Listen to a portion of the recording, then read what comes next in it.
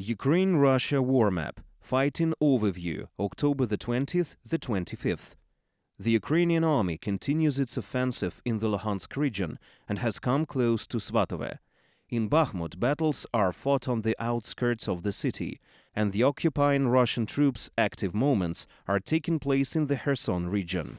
Luhansk region. In the Luhansk region, the Russian military has been significantly reinforced by newly mobilized soldiers in order to stop the Ukrainian Armed Forces offensive and push the Ukrainian troops away from the Troitske-Svatove-Kreminna road as much as possible.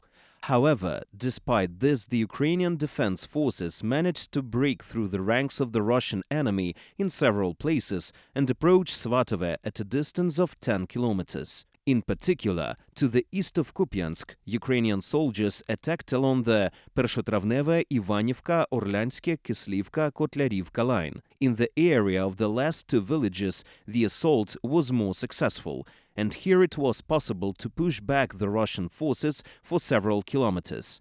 15 kilometers north of Svatove, counter-battles for control over the villages of Novoselivske and Krivoshiivka took place for several days. At the same time, south of Svatove, Ukrainian soldiers managed to break through the Russian forces' defense and liberate the village of Karmazinivka, which is 12 kilometers from the district center. Neighboring villages Novovodyane, Kovalivka and Raigorodok are in the war zone and may soon come under Ukraine's control. The Russian troops fully control only the territory less than 9 kilometers from Svatove and are constantly retreating. Almost 10 kilometers of the Svatove-Kreminna highway are fully controlled by Ukraine's armed forces. Based on the fact that the Russian military has deployed significantly more forces to the Kreminna area than to the Svatove one, it gives the impression that they have clearly set priorities in the fight for northern Luhansk region.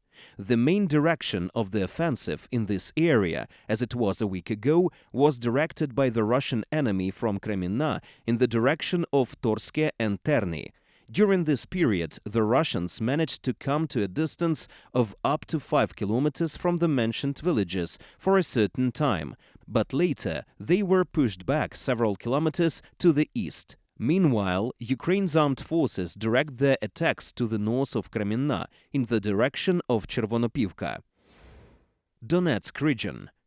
In the recent days, invading Russian forces entered the eastern outskirts of Bakhmut, the area of the asphalt plant, where fighting began within the city. However, later the Ukrainian soldiers succeeded in the counterattack, as a result of which the Russian soldiers were pushed back 2 kilometers and knocked out beyond the Rhine road. On the southern approaches to the city, the Russians are conducting assaults from Vesela Dolyna in the direction of Ivanhrad and Opytne, and further south they are trying to break through Odradivka and Kurdiumivka. The latter is located 15 kilometers from another large city, Kostiantynivka. It is here that the Russian enemy is trying to break through in order to begin the siege of the large Sloviansk-Kramatorsk agglomeration, as well as to cut off the defensive line of the city of Toretsk. Kherson and Zaporizhia regions. On the one hand, during the week, there were many statements about the enemy retreat from the right bank of the Dnieper River in the Kherson region, in particular from Snegurivka, Chkalove and other settlements. And on the other hand, Russian forces still continue to strengthen the defense of Kherson and transfer new reinforcements to the right bank of the Dnieper River by means of pontoon bridges and barge crossings. It seems that the new orders are coming from the center about the defense and offensive in the Kherson region.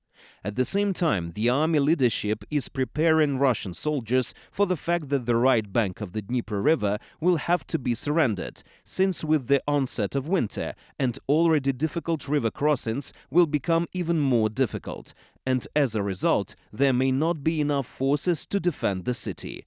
The withdrawal of occupying Russian troops from Chkalove and Cherivne, which was reported by the Ukrainian Armed Forces General Staff, may be related to the need to move command centers away from dangerous areas of the front line, which the Ukrainian army may soon break through again. Meanwhile, in the north of the Kherson region, Ukraine's armed forces continue their offensive in the direction of Bereslav from Davydiv Brid, as well as along the Dnieper to the villages of Milove and Sukhanove, where the Russian army's first line of defense is now being set up. Over the past 5 days, Ukrainian soldiers shot down 2 fighter jets and 5 Ka-52 attack helicopters in the Mykolaiv and Kherson regions, which indicates that the Russian aviation has to take risks to provide fire support and fly into the Ukrainian troops' fire zones. During this time, the Ukrainian Armed Forces destroyed the headquarters of the Kadyrovites, pro-Russian Chechens fighting in Ukraine and named after their leader Ramzan Kadyrov, in the village of Kairy on the left bank of the Dnieper River, where, according to preliminary data, at least 100 TikTok soldiers were eliminated. In the Kherson region, 8 munitions depots were destroyed in the Bereslav district, including 1 in the Kozatsky district and 4 more in the Kakhovka district. In Mikhailivka, Zaporizhia region, Ukrainian artillerymen struck a military base, killing about 200 Russian soldiers.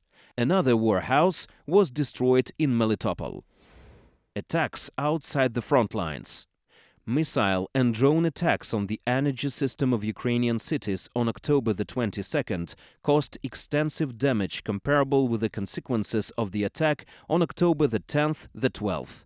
Rivne, Kovel, Lutsk, Khmelnytsky, Kropivnitsky, Holovanivsk, as well as the Odessa region were under attack. At the same time, the Ukrainian Air Defense Forces shot down 85% of drones as well as 70% of Russian missiles. We win every day. Death to the enemies.